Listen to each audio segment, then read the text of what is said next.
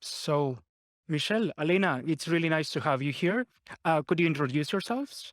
Yeah, Let's sure. let's start. Yeah, hi, I'm Michelle. I'm the co-founder and CEO of Supercritical. We're a software platform that helps businesses get to net zero. So we automate the process of measuring your carbon emissions upstream and downstream, and then we help you buy carbon removal offsets, which are the only type that count towards net zero. Hi, everyone. I'm Alina Vandenberghe. I'm founder of Chili Piper. Chili Piper is a smart JavaScript that you put in your form so that your form on your website, if you're a business owner, converts better, meaning you spend the same marketing dollars, but you get to double your conversion rates because all of a sudden, at the end of that form, your prospects no longer see thank you, somebody will contact you soon. Instead, your prospects get in contact in real time with your sales team, your prospecting team, and close the deal. I'm curious, out of everyone here in the audience, how many of you are entrepreneurs? A fair amount. Okay. Michelle, your the name of your business is Supercritical, and I mean it's an interesting name. How did it come up? How did you decide on the name? Yeah, that's a great question. I mean, supercritical has two meanings. It's because the climate crisis is a supercritical problem, but it's also the state of a fluid that's between liquid and gas, which is what we convert carbon dioxide into in order to inject it underground for carbon removal storage. So it's got two meanings. I see. And at what stage are your businesses, Michelle and Alina? Yeah, so I am much earlier than Alina's. Previously to Supercritical, I started another company called Songkick, which has nothing to do with B2B SaaS. It was a live music discovery platform, grew to 20 million monthly uniques. But I sold and exited that business. And then I started Supercritical in January. So we are very, very early still. I remember those times. We were there about 5 years ago. Now Chili Piper is a bit more later staged. We're close to unicorn status. I think in a few months we'll be able to reach that. So we're B round startup. Michelle, since you're at an early stage, what were the challenges that you had faced creating the company and being where it is now? What would let's say, the steps and the challenges that you faced? How did you overcome them? Yeah, that's a great question. I think as a second-time founder, I'm really lucky in that I've learned a lot from my previous company's mistakes. So a lot of things around hiring, being a leader. I feel hopefully that I'm not making those mistakes again. So it's a lot easier the second time around. It's easier fundraising the second time around for sure. But I think coming from the consumer world and moving into SaaS and sales and go to market, that's been a steep learning curve for me. So that's been the biggest challenge, I would say. And for you, Alina, because you're also further from Michelle, of course, what were the challenges that you faced? Were they similar?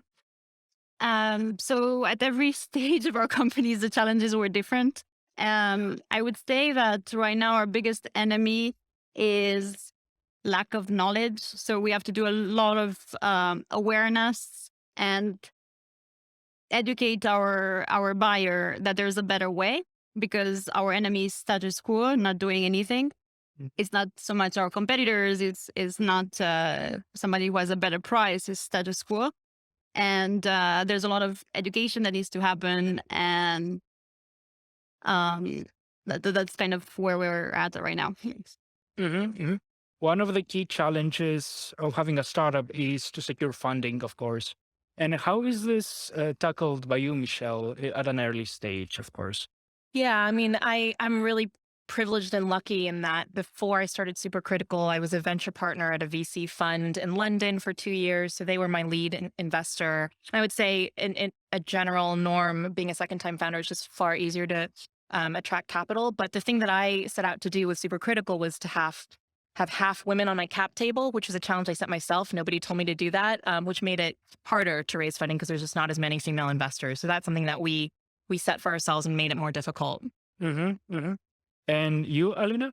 For us, the funding was different than that of Michelle in that when we started, we were quite a niche product.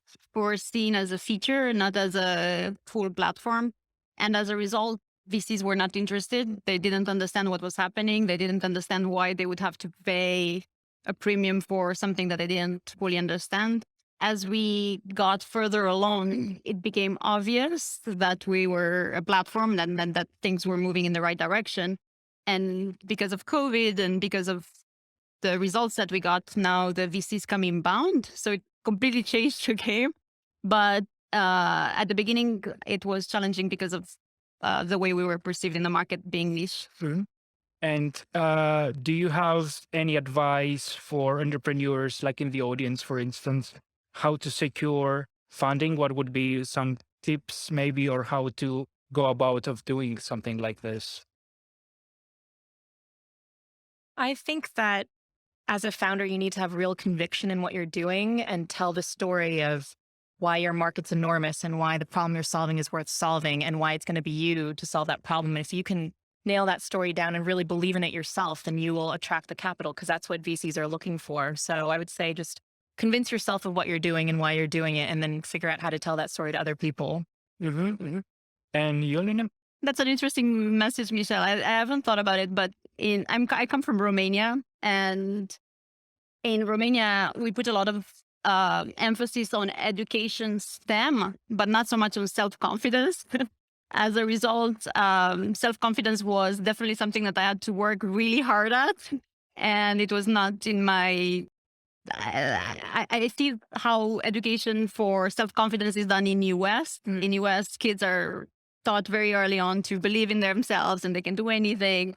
And it was not at all the case with the education that I got. I got thrown chalk at, called an idiot, and all of those things. So it was very interesting to observe that if you yourself have a strong belief in yourself and in the business, obviously the others will follow. I had that belief, and I was not exuding it because I was not allowing myself to, because I thought it was God to show exuberance and then self-esteem.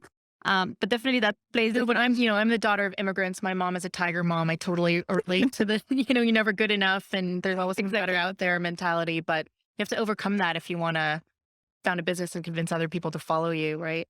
That's one of the components. And then the other component that we saw that played a huge role is understanding our buyer very well, understanding what makes our buyer pay, what makes our buyer move, and how to expand once you sell your product, how to expand it and keep the customer within your platform, and how to stay with you and want to spend more dollars with you. And that's what we constantly worked on. And I think that's another thing that's attractive for VCs in case your TAM is not big enough. In our case, the TAM is great, but the net dollar revenue retention plays a huge role. And that's what we're focusing on as well. Yeah, I think that the fundraising process is a distraction, frankly, from actually building the business. And to do that well, you have to be focused on your customer and caring about their problems and helping them succeed. So if you do that, then you'll have the numbers that will raise the money that you need, I think.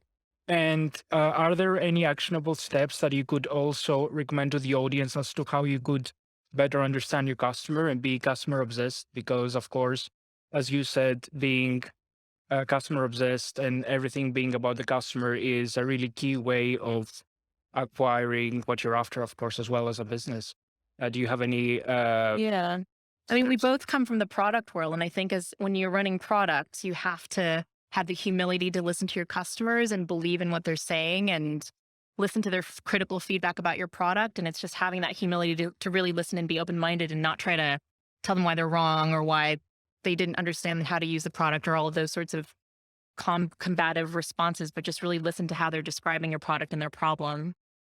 There's definitely a fine line in how customer focus can be led, because you can pay a lot of attention to your customers and what they say and build what they say, and you may just end up with the wrong product because they don't know all the times what they need yeah. to solve the problem. And there's definitely has to be a focus on their problem and whether they're willing to pay to solve it. And if they're willing to pay to solve it, you know that you have a business.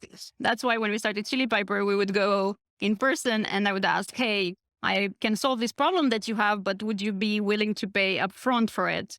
And that was a tough question because our upfront contract was, I don't know, $10,000, $20,000 at that time. And it was hard to swallow, but I knew that if they said yes, if they would willing to shelve $10,000, $20,000, then I had a business.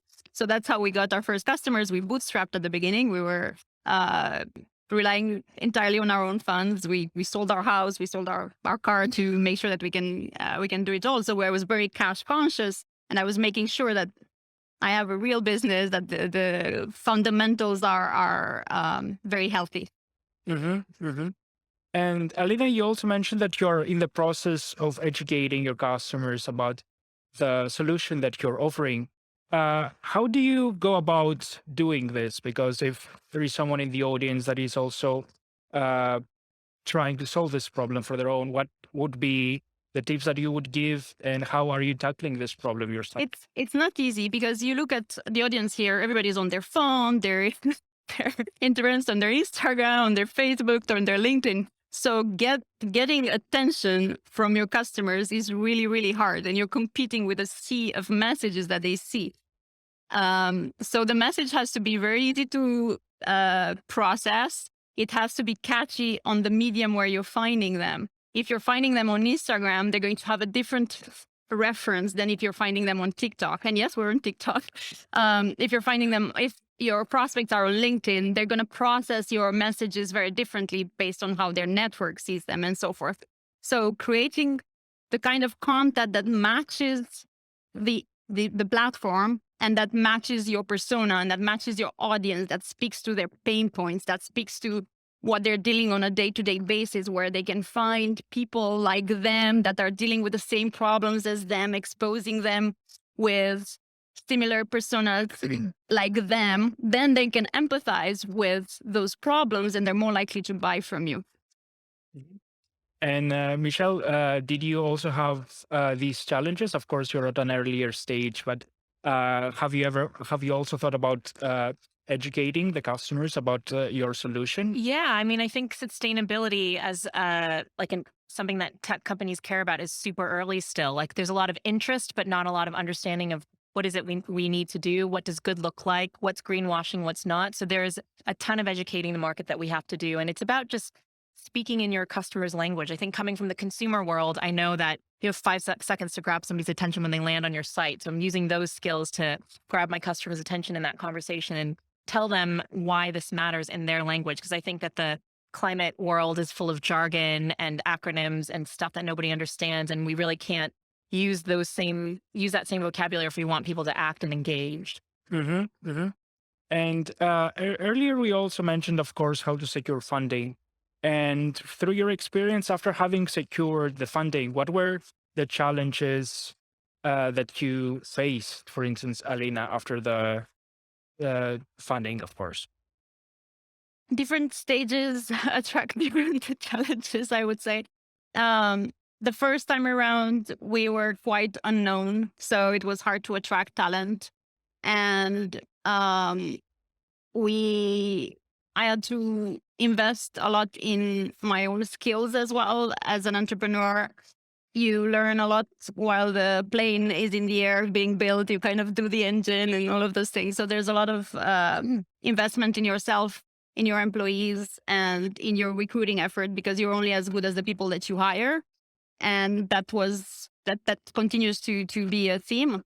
Now at the stage we're at, where we have a lot of employees and a lot of talent, the question is, how do we keep the initial DNA and that culture of being nimble and care to the customer at scale? How do you set, not necessarily processes, but how do you set a structure in place so that your employees can be successful at trying new things, at being innovative, as they're going to be an extension of you, and you want to make sure that extension is the true definition of your beliefs. And it's not easy. For instance, at Chili Piper, we really want to give back.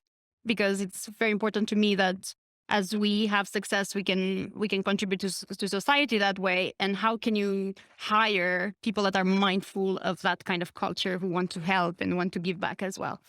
Mhm. And from your perspective, Michelle, would you also be able to share something about this? Yeah, I mean, I totally agree. Having, I got Songkick to 20 million monthly uniques and 100 employees, so not quite Chili Piper size. So the goalposts do change and the challenges change as you grow, and it's never, you can never say I'm done now and it's easy. It's always challenging, and I really love the early stage, like coming back to being a small team and having everything be completely undefined. Like, I love this phase of discovery and testing and never knowing the answer and really trying to figure it out. And that's the biggest challenge at this phase. At like hitting product market fit stage, it's like figuring out whether you have it or not, and whether to trust that and how to test it and validate it. And then after that, it's about scaling and like really growing the team and growing the revenue and the business. So there's different challenges at each stage. If there would be someone in the audience now who may not still have a startup, but they're looking to create one, maybe they have an idea to start executing, what would be your advice to them, Alina? Don't do it. No, I'm half serious. If you're thinking about starting your own business, you have to be mindful of your own limitations. If you're the kind of person that worries about the smallest things and has low coping skills with crisis, I think that the startup environment is definitely not the right environment. It takes a certain type of personality that enjoys the craziness. It takes a kind of person that thrives from uncertainty, that thrives from being constantly challenged. So think hard before you start something. But if you do, the rewards are immense. You can have an amazing impact on people around you, on your environment, on your industry. So it's a lot of fun. There are a lot of amazing services out there that were created by people like you and me, and it's a shame not to try, but it's a crazy roller coaster. I would also say you can learn to do those things, right? When I first started Songkick, I was the type of person who was detail obsessed, didn't like making decisions, and I had to learn all that stuff very quickly. And it didn't come easily for me. But I would say starting a company is the fastest learning path you'll ever have in your life. And so if you like learning and being challenged, then definitely do it. Yes. And if the people in the audience would like to reach out to you, Alina, and to you, Michelle, how could they reach out to you? Yeah, if you guys want to get to net zero, get your company to care about sustainability, measure your carbon emissions, come at me. We're at contact@gosupercritical.com, and I read every email. So reach out for sure. Chili Piper is on TikTok. Come on TikTok, on Instagram, on LinkedIn. We'll be happy to have a chat. Well, I hope that the talk was really illuminating to the audience as it was for me. And thank you for your time. Thank you.